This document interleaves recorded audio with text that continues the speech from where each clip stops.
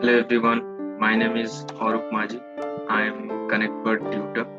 So today I will be going to discuss some of the interesting facts about Python. So first one is Python was just a hobby project in the late of 1989. So Python's creator Sudo van Rossum was looking for a hobby project to keep himself occupied in the week around Christmas. So at that point of time, he thought of building a scripting project, that is Python.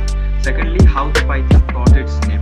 So the Python got its name from a British comedy web series, that is Monty Python's Flying Circus. So the Sudo van Rossum was very much fond of watching that show, and because of which he named the scripting language that he was working in Python. So the third one is about underscore.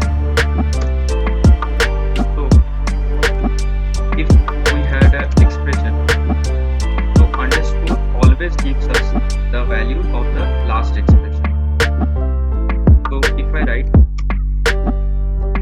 so now the value of the underscore will be 5. So the result will be 100 plus 5, 105. And the last fact is